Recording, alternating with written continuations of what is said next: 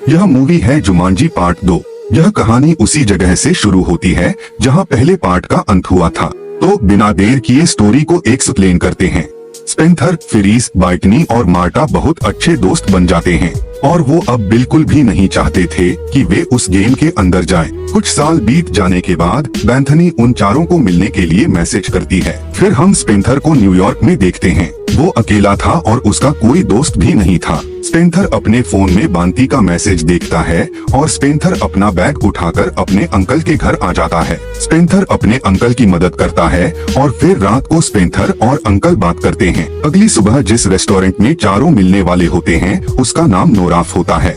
लेकिन पेंथर अभी भी अपनी लाइफ में बिल्कुल अकेला महसूस करता है और वो अपनी पहले वाली लाइफ के बारे में सोचता है, क्योंकि पेंथर अपनी गेम लाइफ में बहुत ताकतवर होता है। इसीलिए पेंथर को बिल्कुल कुछ भी अच्छा नहीं लगता और पेंथर जाता है और अपने डेस्क में से जुमांजी गेम को निकालकर फिर से उस गेम के अंदर चला जाता है। और फिर हम देखते हैं रेस्टोरेंट में मार्टा, बंथानी और फ्रीज तीनों मिलने आते हैं, पर पेंथर मिलने नहीं आता है। सब अपनी लाइफ के बारे में बात करते हैं और फिर हम अंकल को दरवाजा खोलते हुए देखते हैं। तो अंकल के घर पर एक पड़ोसी फ्री का खाने के लिए आ जाता है और दोनों खाते खाते अपनी जवानी की बातें करते हैं। तभी बाहर से बेल की आवाज आती है तो अंकल उठकर दरवाजा खोलने चले जाते हैं। हमें पता चलता है कि पेंथर के तीनों दोस्त पेंथर से मिलने उसके घर आए हुए होते हैं, लेकिन अंकल खुद उनसे पहले पेंथर के बारे में पूछ लेते हैं। पेंथर कहाँ है, और पेंथर के दोस्त को भी कुछ पता नहीं होता है, इसलिए वो मना कर देते हैं कि उन्हें नहीं मालूम पेंथर कहाँ है। लेकिन तभी गेम से फिर से हल्की सी आवाज आने लगती है और सब एक दूसरे की तरफ देखने लगते हैं, जैसे उन्हें एहसास होने लगता है कि पेंथर शायद फिर से उसी गेम के अंदर चला गया है। ये देखकर पेंथर के दोस्त बहुत डर जाते हैं, क्योंकि पहले भी वो सब उस गेम से बड़ी मुश्किल से बचकर आए थे। इसलिए वो तीनों पेंथर को बचाने के लिए उस गेम को फिर से शुरू करते हैं। पर इस बार की गेम बिल्कुल अलग होती है। इस बार उन्हें अपना कैरेक्टर चुनने का समय भी नहीं मिलता। जब सब गेम के अंदर चले जाते हैं तब हमें पता चलता है कि गेम ने किसको कौन सा कैरेक्टर दिया है। मार्था अभी भी पहले वाले कैरेक्टर में थी और फ्रीज का कैरेक्टर बदल गया था। वो बन चुका था प्रोफेसर शेली, जिसे मैप की अच्छी जानकारी होती है। अब बारी आती है स्टोन की, तो इस बार स्टोन का कैरेक्टर मिलता है अंकल को और अंकल का पड़ोसी भी इस गेम में पहुंच जाता है और बन जाता है फ्रैंकलिन फिनबा। इसके बाद हमें पता चलता है कि बेंथी जुमांजी गेम में एंटर ही नहीं हो पाई है।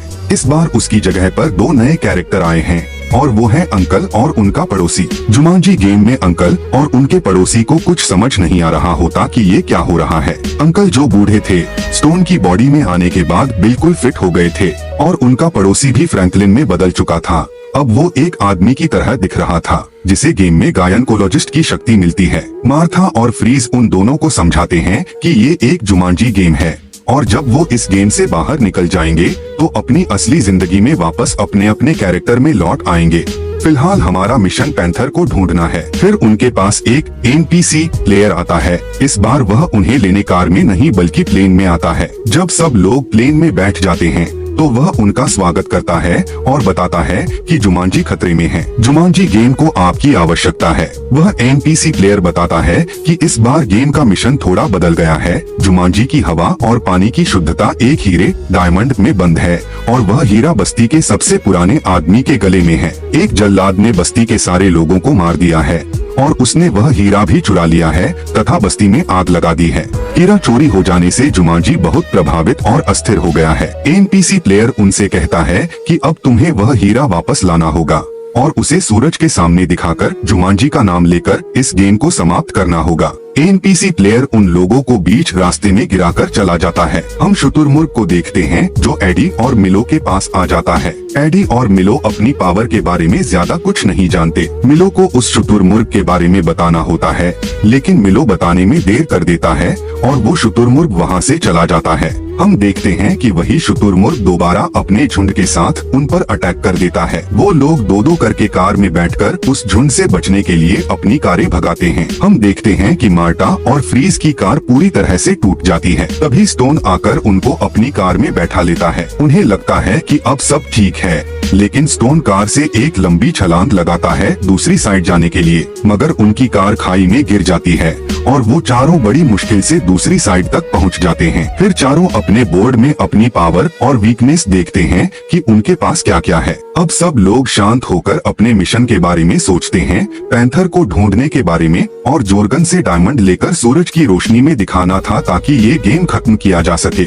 मिलो को लगता है कि ये गेम बहुत आसान होगा, लेकिन फ्रीज और मार्टा जानते थे कि ये सब कुछ इतना आसान नहीं होगा, क्योंकि वो पहले भी इस गेम में आ चुके थे और उन्हें पता था कि ये गेम कैसा होने वाला है। उधर बेंटी जो गेम के बाहर रह गई थी, वो मदद लेने के लिए एलेक्स के घर जाती है और उससे कहती है, या तो तुम गेम को ठीक करने में मेरी मदद करो या मेरे साथ उस गेम में वापस चलो, क्योंकि मेरे दोस्त उस गेम में फंस चुके हैं। फिर वो सब एक पब में पहुंचते हैं। इसके अलावा हम वहां पर एक और नया किरदार देखते हैं जो स्टोन की एक्स गर्लफ्रेंड होती है। वो उन्हें एक क्लू देती है। फिर हम देखते हैं कि जोर्गन भी उसी पब में अपने आदमियों के साथ मौजूद होता है। जोर्गन के पास वही डायमंड भी होता है। उस डायमंड को उसके पास से लेना इतना आसान नहीं होता, क्योंकि वो डायमंड बहुत ज्यादा सुरक्षा के साथ रखा गया होता है। इसी बीच पैंथर की एंट्री होती है। पैंथर एक लड़की के किरदार में होता है। उस किरदार का नाम मिंग था। पैंथर की पावर थी कि वो एक चोर था जो किसी भी तरह की चोरी करने में एक्सपर्ट था। पैंथर वो हीरा चुरा भी लेता है,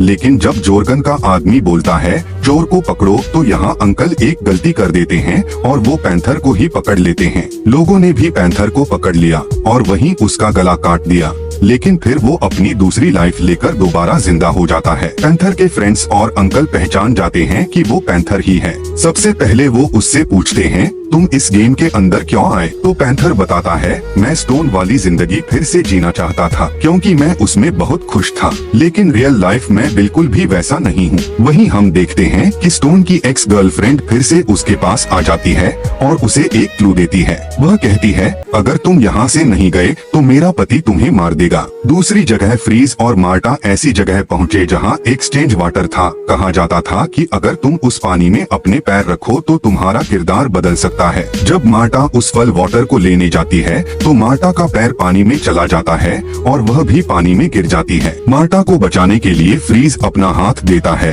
और अब दोनों की बॉडी एक्सचेंज हो जाती है। दोनों एक दूसरे में बदल जाते हैं। कुछ देर बाद वे फिर से अपने अपने किरदार वापस हासिल कर लेते हैं। इधर पैंथर ऊँटों को चुराने जाता है, क्योंकि उन्हें रेगिस्तान पार करना था। इसके लिए वह अपने अंकल को बाहर खड़ा कर देता है और कहता है, अगर तुम्हें कोई आता दिखे तो बिग सायरन बजा देना। लेकिन उसका अंकल बिल्कुल उल्टा करता है और खुद ही सब लोगों से लड़ने लगता है। इधर मिलो और पैंथर ऊँटों को चुराते हैं। मिलो अपनी पावर का इस्तेमाल करके ऊँट से बात करता है और उन्हें अपने साथ चलने के लिए मनाता है। ऊँट चुराने के बाद वे सब एक जगह मिलने का फैसला करते हैं।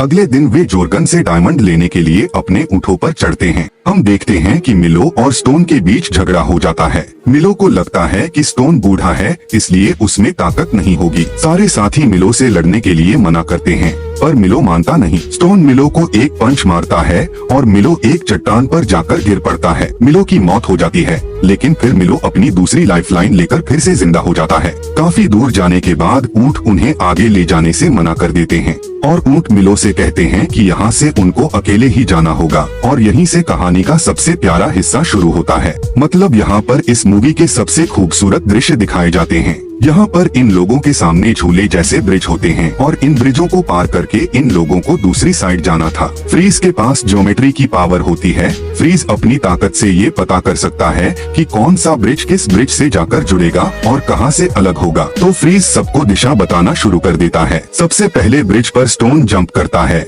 और देखते ही देखते वो ब्रिज गोल गोल घूमना शुरू कर देता है। उस ब्रिज के साथ साथ बाकी सारे ब्रिज भी घूमना शुरू कर देते हैं। फिर सारे लोग उन ब्रिजों पर जंप करना शुरू कर देते हैं। तभी मिलो इन ब्रिजों के बारे में बताने लगता है कि लंगूर और बंदरों से भी बड़ी एक प्रजाति होती है जो इंसान को भी खा जाती है और बंदरों की एक बहुत बड़ी गैंग इन लोगों के पीछे पड़ जाती है। फिर ये लोग एक एक करके अपने ब्रिज बदलना शुरू कर देते हैं, लेकिन बंदर भी इनका पीछा कर रहे होते हैं। तभी मार्टा गलती से एक गलत ब्रिज पर जंप कर देती है और बंदर मार्टा को पकड़कर मार देते हैं, जिसकी वजह से मार्टा की एक लाइफ लाइन खत्म हो जाती है। टोन पैंथर को बचाने के लिए दोबारा ब्रिज पर आ जाता है और वो सब उस ब्रिज को सफलतापूर्वक पार करके दूसरी साइड पहुंच जाते हैं, लेकिन उनके पीछे बंदरों की बहुत बड़ी गैंग भी पहुंच जाती है। और फिर कहानी में दो नए कैरेक्टर की एंट्री होती है, एलेक्स और बेंटी की। बेंटी गेम के अंदर क्लोन बन जाती है जो एक काले रंग का घोड़ा होता है। मिलो वहाँ का सीन देखकर बहुत खुश होता है। मीलो स्टोन से कहता है, जितना अच्छा मुझे यहाँ लग रहा है उतना अच्छा मुझे अपने टाउन में कभी नहीं लगा। स्टोन मीलो से पूछता है, सच सच बताओ क्या हुआ है, लेकिन मीलो कुछ नहीं बताता। फिर भी स्टोन समझ जाता है कि मीलो को कोई बीमारी है। तभी मीलो खुद बताता है कि वो काम में इतना बिजी हो गया था कि उसे पता ही नहीं चला कि उसके पास अब बहुत कम समय बचा है। इसके बाद सब लोग मैप के जरिए पता करते हैं कि उन्हें साउथ की ओर जाना है। रास्ते में उन्हें चेंजिंग वाटर मिल जाता है जिसमें जाकर वो अपने कैरेक्टर बदल सकते थे। सब लोग पानी में जाते हैं और अपने पुराने कैरेक्टर में वापस आ जाते हैं। सब भीग जाते हैं, इसलिए थोड़ी देर आराम करने का फैसला करते हैं। उधर मीलो और अंकल को जॉर्गन के आदमी पकड़ लेते हैं और अपने किले में ले जाते हैं। अब इन लोगों को भी मैप के जरिए उसी किले तक पहुंचना था ताकि मीलो और अंकल को बचाया जा सके। इसलिए ये लोग अपनी टीम को 2 हिस्सों में बांट लेते हैं क्योंकि एक टीम को डायमंड भी लाना था गेम खत्म करने के लिए। एलेक्स को पता चलता है कि जॉर्गन वो डायमंड अबाबिक ब्रदर्स को देने वाला है। तभी हम देखते हैं कि फ्रीज और बेंटी जॉर्गन के आदमियों के साथ चुपके से किले में जाने लगते हैं, लेकिन तभी गार्ड उन्हें वहीं रोक लेते हैं। गार्ड पूछते हैं, क्या तुम ही अबाबिक ब्रदर्स हो? बेंटी डर जाती है और डर में हाँ बोल देती है। वो कहती है, हाँ हम ही ब्रदर्स हैं जो डायमंड लेने के लिए आए हैं। उधर मार्टा और स्टोन भी एक बर्फीले पहाड़ पर बहुत मुश्किल से चढ़ाई करते हैं और उस जेल में पहुंच जाते हैं जहां अंकल को रखा गया था। वो लोग बड़ी मेहनत से अंकल को बचा भी लेते हैं। एलेक्स अब मीलो यानी ब्लैक आर्स को बचाने के लिए निकलता है, लेकिन ब्लैक आर्स को बचाना इतना भी आसान नहीं था क्योंकि जहां ब्लैक आर्स को रखा गया था वो जगह इतनी खतरनाक थी कि अगर एक भी गलत कदम रख दिया तो दीवारों से निकलने वाले तेज तीर इंसान को एक ही पल में खत्म कर देते थे। एलेक्स 2 बार गलत कदम रख चुका था जिसकी वजह से उसकी 2 लाइफ लाइन पहले ही खत्म हो चुकी थी। इधर हमें बहुत ज्यादा कॉमेडी देखने को मिलती है जहां बेंटी और फ्रीज जॉर्गन के आदमियों से घिरे होते हैं। वो दोनों उनसे अबाबिक ब्रदर्स की कहानी सुनना चाहते थे, इसलिए उन्हें जॉर्गन के पास ले जाया जाता है। जॉर्गन उनसे पूछता है, क्या तुम अपनी बहन को साथ लेकर आए हो? बेंटी और फ्रीज बहुत डर जाते हैं क्योंकि ऐसा कुछ उनके प्लान में था ही नहीं। जब वो ढंग से जवाब नहीं दे पाते तो जॉर्गन को बहुत ज्यादा गुस्सा आने लगता है। वो गुस्से में चिल्लाता है, कहाँ है तुम्हारी बहन जो मुझसे शादी करने वाली है? जॉर्गन उनका सिर कटवाने ही वाला होता है कि तभी वहाँ मार्टा आ जाती है। मार्टा सबके सामने खुद को अबाबिक ब्रदर्स की बहन बताती है। जॉर्गन पूछता है, क्या तुम ही मुझसे शादी करने वाली हो? मार्टा वहाँ झूठ बोलती है और कहती है, हाँ मैं ही हूँ। तभी जॉर्गन के पास एक लेटर आता है जिसमें लिखा होता है, अबाबिक ब्रदर्स अभी रास्ते में हैं। ये जानकर जॉर्गन गुस्से से तिलमिला उठता है और सब पर अटैक करवा देता है। तभी वहाँ पैंथर यानी स्टोन भी आ जाता है जो एक एक करके जॉर्गन के सारे आदमियों को खत्म करने लगता है। लेकिन इसी बीच जॉर्गन मौके का फायदा उठाकर वहाँ से भाग जाता है क्योंकि उसके पास डायमंड था। स्टोन जॉर्गन का पीछा करने लगता है, बाकी के लोग उसके आदमियों को मारते हैं। जॉर्गन अपनी जहाज पर सवार होकर भागने की कोशिश करता है। तभी पैंथर आकर उसकी रस्सी पकड़ लेता है और हवा में लटककर उसको रोकने की कोशिश करता है। रस्सी की मदद से पैंथर हवाई जहाज के अंदर पहुंच जाता है और जॉर्गन और पैंथर की फाइट शुरू हो जाती है। पैंथर के पास रेगिस्तान का फ्रूट भी होता है जो उन्होंने गेम की शुरुआत में हासिल किया था। पैंथर ये भी जानता था कि रेगिस्तानी फ्रूट जॉर्गन की कमजोरी है, इसलिए पैंथर जॉर्गन के सामने उस फ्रूट का इस्तेमाल करता है और जॉर्गन से डायमंड ले लेता है। जब पैंथर गिरने वाला होता है तभी मीलो वहाँ आता है और अंकल को अपनी पीठ पर बैठाकर ले जाता है। पैंथर वो डायमंड अपने अंकल को दे देता है और कहता है, आप इसे ऊपर ले जाएं और इसे सूरज की रोशनी दिखाएं। अंकल और मीलो सूरज की रोशनी की तरफ बढ़ने लगते हैं और वहाँ पहुंचकर डायमंड को सनलाइट दिखाते हैं, लेकिन इससे कुछ नहीं होता। फिर उनको याद आता है कि उनको ये गेम जुमांजी का नाम लेकर खत्म करनी थी। फिर सब एक एक करके जुमांजी बोलने लगते हैं। जुमांजी का नाम लेते ही फिर से वो जंगल पहले जैसा हो जाता है। अब वहाँ पर हवा भी चलने लगी थी, पेड़ फिर से हरे हो गए थे और सूरज की रोशनी भी दिखने लगी थी। फिर वहाँ सब लोग को गुड बाय बोलने के लिए वही पुराने प्लेयर आ जाता है, लेकिन मीलो सबको गुड बाय कहने से मना कर देता है। जैसा कि हमें पहले पता चल चुका था, मीलो के पास बहुत कम समय बचा है। फ्रीज को मीलो की सारी बातें समझ आ रही थीं, क्योंकि फ्रीज जानवरों की बातों को समझ सकता था। फ्रीज बताता है कि मीलो कह रहा है कि वो यहाँ से नहीं जाना चाहता। अंकल वहाँ इमोशन हो जाते हैं और बोलते हैं, तो यहाँ रुक सकता है। अंकल और उनका पड़ोसी बहुत अच्छे दोस्त होते हैं, इसलिए दोनों बहुत इमोशन हो जाते हैं। फिर अंकल मीलो को गले लगाते हैं और सब नाइजेल से हाथ मिलाते ही सब अपनी दुनिया में वापस आ जाते हैं। अपनी दुनिया में वापस आने के बाद अंकल फिर से वे अपने अवतार में आ जाते हैं, जो काफी बूढ़े और बीमार होते हैं, लेकिन अब उनकी सोच बदल चुकी थी। वो कहते हैं बूढ़ा होना इतना बुरा भी नहीं है। फिर पेंथर अंकल को नोरा के रेस्टोरेंट में ले जाता है, जहां उसके बाकी दोस्त उसका इंतजार कर रहे थे। पेंथर अपने दोस्तों के साथ अच्छा समय बिताता है, लेकिन ये मूवी अभी यहीं खत्म नहीं हुई थी। अगले सीन में हम देखते हैं कि पेंथर की मॉम उनका हीटर खराब होने पर बेसमेंट में उसे ठीक करने जाती है, जहां वो जुमांजी गेम को देखती है। कुछ देर उस गेम को देखने के बाद जब वो रेस्टोरेंट से बाहर निकलती है तो रेस्टोरेंट के बाहर शुतुरमुर्ग भागते हुए दिखते हैं, जिससे हमें पता चलता है कि जुमांजी की कहानी अभी खत्म नहीं हुई है। इसका अगला पार्ट भी आने वाला है और यहीं पर ये कहानी खत्म हो जाती है। अगर आपको वीडियो पसंद आई हो तो वीडियो को लाइक करें और कमेंट में हमें बताएं कि आपको मूवी का कौन सा हिस्सा सबसे ज्यादा पसंद आया। ऐसे ही एक्सप्लेन्ड वीडियो देखने के लिए हमारे चैनल को सब्सक्राइब कर लें।